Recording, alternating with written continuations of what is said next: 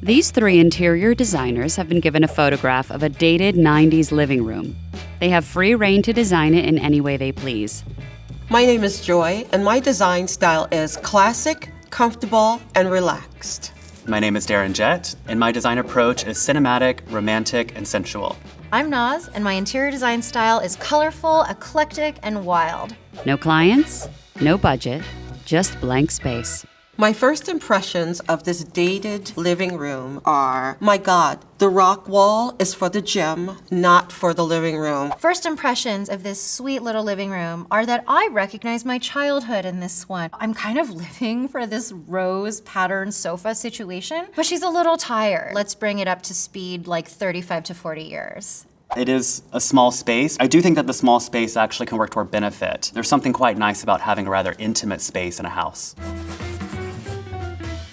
The goals starting out for me is to have a sense of cohesion, give a little bit more moodiness to the overall feel of this room. So what I would like to do with this living room is to really embrace the fact that it's small. I would love to think about enclosing this room and making it just a bit more intimate. Overall, my vision for this space is that this needs to be a room that is both wonderful for lounging and cozying in while you're watching TV, but also really conducive to conversation and gathering. The room as a whole right now is very, very cold. The wall-to-wall carpet is going to go. That's a very dated sort of application. So first of all, I'm seeing this flooring, and I kind of want to guess that it's a lie. There's no way that the carpet is truly this white, right? Like, this is Photoshop. I can't handle the idea of just like dirty feet and dirty footprints just all over the place. I mean, the oatmeal carpet's just not really working. I do like the idea of having carpet in a small space. I think it makes it feel really, really nice underfoot. I think if we can actually do something that is a bit dramatic, right? Think about a very cool leopard print, perhaps. A lot of people might assume that leopard is a pattern that is a bit outrageous.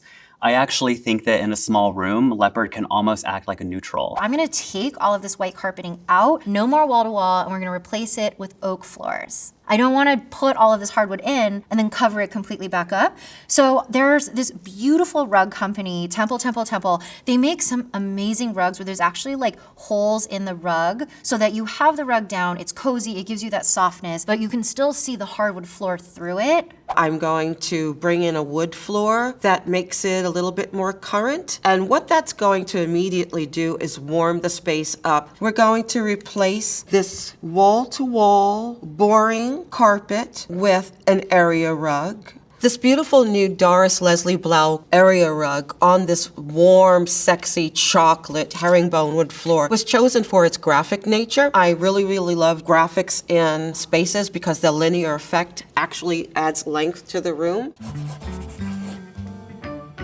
The white walls are doing nothing for this space whatsoever. What I really want to do is to think about cladding all of the walls in a beautiful, rich, saturated color. I love the idea of doing something like a rich lacquer on the walls. Maybe it's in a sort of chocolate world. A company like Fine Paints of Europe makes really beautiful lacquered paints. So if we have something that has a bit of sheen to it, whenever you have light coming in, it's really going to bounce all that light off the walls. It's going to make a small room feel bigger. In the alcove, I really want to use more lacquer, but instead of it being chocolate, I want it to be a paprika color like this here. The existing walls in this living room are very, very boring. I mean, they're just as bland as, I don't know, an overdone pancake. So I'm going to apply texture to the wall that also has some warmth to it. My approach is to have a back painted glass on the wall and add a metal framework to the wall, which is a braided metal in a bronze finish, is going to create wonderful reflection in the room as the day progresses. I'm really excited about just keeping it light and airy in here, but adding texture. I don't want to just do paint on the walls, even though that feels like an obvious choice. I'm gonna do grass cloth. So I brought this grass cloth. What I really love about this particular material is it's a grass cloth that's still quite soft. This texture I really think is going to transform the space. I really want to bring more natural light in, so I'm going to replace this singular window with floor-to-ceiling glass doors that really give you an opportunity to experience the garden when you're inside of this room.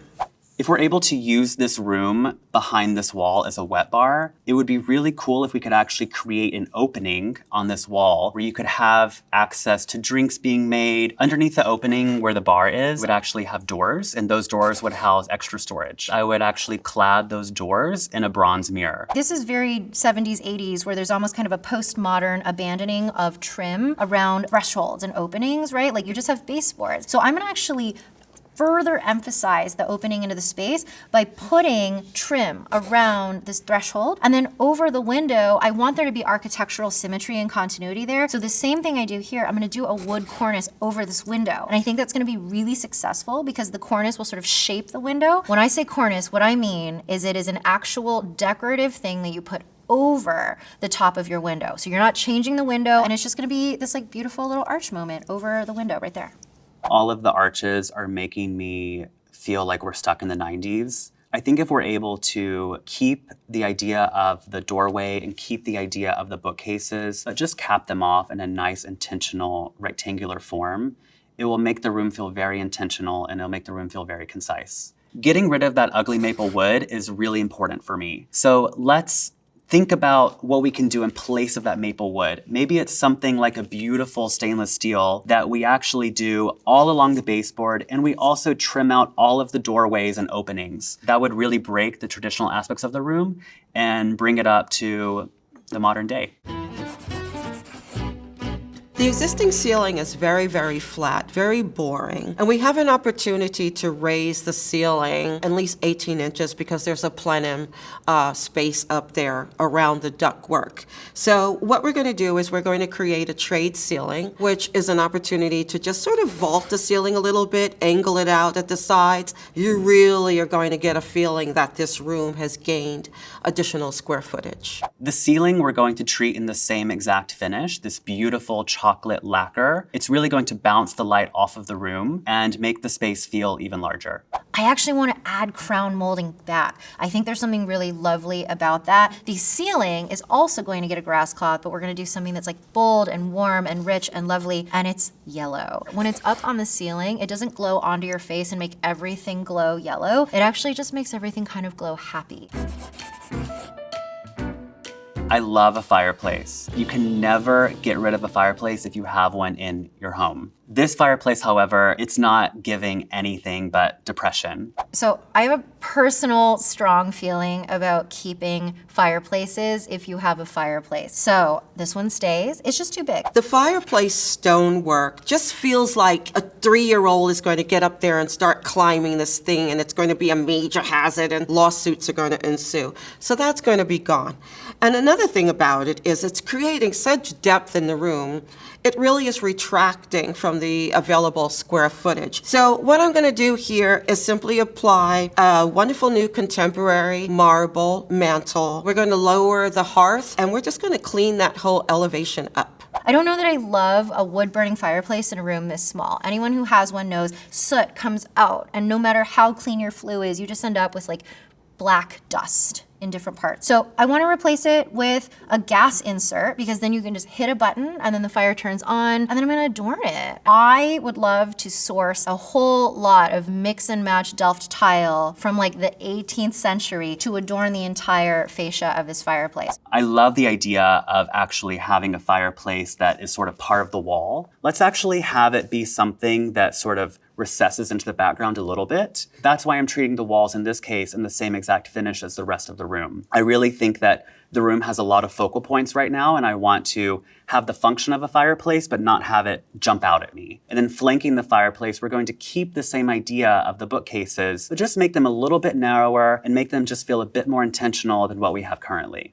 And now let's talk about these built-ins. I actually really like them. So what I want to do is bring them forward just a teeny bit so that the fireplace and the bookcases are all on the same planes. And then I'm going to make these prettier. I want them to just be painted white, and then we'll have actually this wallpaper on the rear of all of the bookcases. And then I have this idea that we're gonna put bows. I am presently really in admiration of the late, great, legendary designer Mario Botta. And I'm kind of almost thinking of this whole space as like a tribute, like my take on Botta. So yeah, I wanna do bows. We're gonna do bows everywhere, but we're gonna start with wooden bows that become a part of the adornment of the bookcases. So first of all, I'm pretty sure this TV has a built-in VCR player. I mean, the luxury, right? The existing layout has this bulbous media cabinet, which is just taking up a lot of space, so that's going to go. What I'd like to do is to have a large sofa underneath the window. The sofa that we're creating is actually based on the Lara sofa, which is a 1970s Italian design. And we would cover that in a beautiful mohair. Perhaps it's in a sort of nude color like this, and I think that would work really wonderfully with the chocolate lacquered walls and the leopard carpet that we have underfoot. I'm replacing this massive media cabinet here with a very slim sofa from Chai Ming, and it's light in color, so it isn't overwhelming in the space. The seating is now against this wall in order to enjoy the view beyond into the garden. The tables flanking the sofa are from Restoration Hardware. They're just a very sculptural, almost I-beam side table, which is a multi-purpose. It could be a drink table, it could be a snack table. I'm gonna do something kind of weird. I really like conversation pits. I have forever, but I'm not gonna remove the floor. I'm not gonna sink the floor because it's just not realistic for a space like this. So I have this kind of wacky idea. The whole entire perimeter of the room becomes one giant built-in sofa. I absolutely love this Vutsa textile, and I think this would be so fun to have the entire couch be in this fabric with like a ruffle trim on the bottom. And then also, one little tribute to Boata is he always liked coral, like coral orange with cobalt blue together. So I found this very cute orange trim that I want to put around the perimeter of the ruffle, just as a little nod. I want there still to be storage. And when you have a TV in the room, you still need to have somewhere for all of your cable boxes and your internet box and your Wi-Fi repeater and your PS4. So by doing a ruffle along the bottom edge, that will allow me to like sneak underneath the skirt because you just have literally under the couch sneaky storage all the way around the room. In addition to a sofa, we always want to have a side chair. In this case, I love the idea of having an Olivier Morgue side chair. The Olivier Morgue is actually going to be covered in a sort of paprika color fabric. The blue lounge chair in the room is this great sort of modern, very deco-framed lounge chair from Chai Ming. The drink table next to it is from Cliff Young, and it is just a really cool, faceted shape. If I'm gonna fill this whole thing with a couch, there's not a whole lot of room for coffee tables. So I wanna use these little bistro tables. They're almost like a TV table, right? Like TV dinners, remember those? Maybe you don't, because maybe you're like 17. You would basically have a C-shaped table that can tuck underneath the ruffles so that it comes really close to you. The coffee table is a very contemporary marble on marble sculptural element that really takes pride of place in this space. And it's low and it's sexy, and the base is absolute black, but the top is this wonderful gold, white, black, veiny Saint Laurent marble, which is my absolute favorite. This is definitely a hangout spot. I really want people to enjoy themselves in it. We're gonna have a coffee table. Think about drinks being poured. Think about, great conversation that's going on. In addition to that, we're gonna have an ashtray in this room. It's gonna be a cool object to have, and that's what this is over here, the sort of red goat skin ashtray by Aldo Toro. The dressers flanking the fireplace are from the Bruno effect. They're a very contemporary piece with wood, with marble tops. So now let's talk lighting. We're creating an intimate environment where lighting is absolutely critical. The sconces flanking the sofa are from First Dibs. They're a vintage marble and Murano glass sconce. They're generous in size, but they give off a lovely, lovely glow behind that back painted glass and that braided metal. Ooh, it just makes the walls sing. The two pendants hanging directly above the chest flanking the fireplace are from Studio Van Decker, and they are hand-blown glass. Directly above it is this very sort of Art Deco-y, almost industrial pendant fixture from Hans Jacobsen. It's an antique. I don't want a lot of overhead lighting. What I want to do is put sconces all the way around. There's this amazing sconce from Urban Electric, which is so cute and like adorable, and it has this like swoopy shape. There's a ruffled lampshade. I love the idea of having those at key moments around the room. Behind the sofa, adjacent to the window, I would pair two beautiful sconces by Demore Studio. Additionally, we are going to have lighting in the ceiling. I think Every room benefits from a ceiling light. We're also going to have lighting in the bookcases as well. Up at the top, we're going to have little pin lights, very, very small, maybe an inch in diameter. They just shine down on our objects below.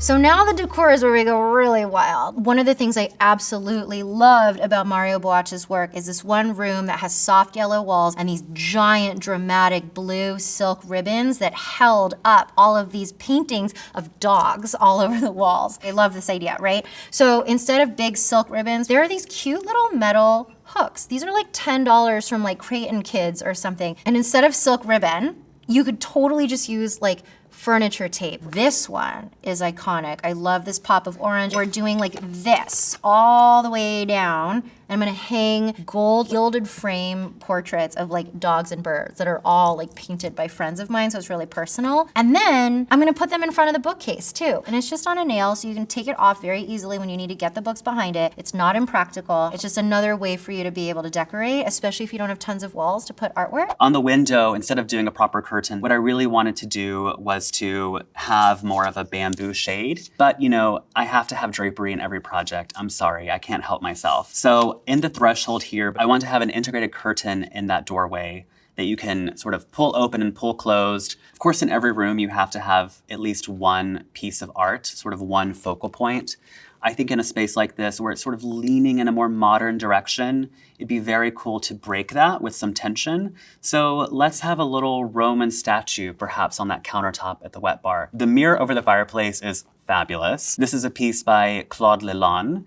It's a brass piece. Every room also benefits from a plant, especially when you're designing a room that is meant to feel lush and sexy and cool. Add a plant. I love a Kentia palm tree. A Kentia palm will absolutely survive in a space that has minimal light, and that's what we're gonna have here, and that's also going to provide a little bit of mystery as you're walking around it and sort of seeing things from different perspectives. The art on the walls flanking the fireplace directly placed above the chest is from Michael Dawkins. It's this very moody black and white, and they're sort of mysterious, and I kind of like them for that. On the coffee table is a almost kinetic candle holder from Ice Rune. Also the vase on one of the restoration side tables. And I really like that palette of very sort of neutral, sort of crafted pieces.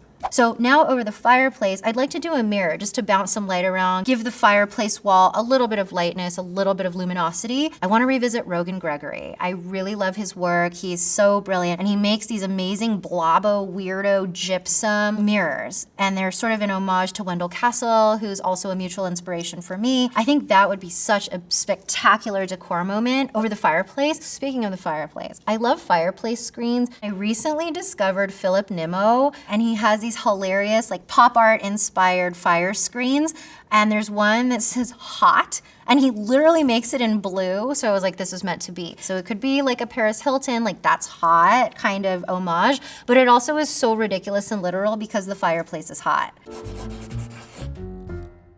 My approach for the placement of the television within this room is to bury it in this wall. It's a pivot that spins out. It's totally invisible because the grid work of the metal conceals it. Everybody doesn't want to look at a television all day. I think it's much more important to look at nature. And you're able to sit here and look at the outdoor gardens without having the sofa at the back of the wall here and craning your neck to say, hello, roses. Hello, roses. We also have a challenge where there's currently a TV in the space, and we don't really want to eliminate that television. The original room is basically a TV room. The TV is the focus of the room. In a modern lifestyle where rooms have to do double duty, you don't want to have the TV be the center of attention. What I would like to do is to maintain the idea of having a TV, but having the option to have it completely disappear. A very easy solution is to have a projector on the wall where the TV would normally go. What I would like to do is to actually integrate that projector into the ceiling And at the push of a button, the projector screen could come down and it would cover the wet bar here, and you could watch TV from the sofa that's across from it. So now let's talk about TVs. Back in the 90s, it pretty much took over your whole room. So this is where we started. We had a big TV living in a giant case, and underneath it was probably a bunch of components. So I'm actually gonna put the TV exactly where it is right now, but thanks to the advent of flat screens, and also thank you Samsung, not an ad, Samsung frame TVs are actually one of my favorite things to do for clients, and I am going to utilize this whole ribbon idea of like, this is how the paintings are hung on the wall to disguise the TV as a painting. I think I was able to achieve the goals here of creating a much more livable, relaxing environment that really paid homage to nature by having the sofa facing the great outdoors instead of it being slapped up to the window with your window view behind you. I think that we are able to turn this drab room into something that's more of a fab room. It's totally fine to have a space that's a bit small and maybe a little bit dark. I think sometimes it's really good to actually lean into some of the challenges that we have because it can create an outcome that's really special. It makes it feel very intimate, and it's like a hug, you know? It's like a very sexy hug. I love this room so much. I don't know that it's for everyone, and that's the point of design, but for me and for the folks who are really into like 1980s chintz revival, like blue and white light but bold, and like overall kind of light and airy, but still there's a lot going on, I think this was a successful design.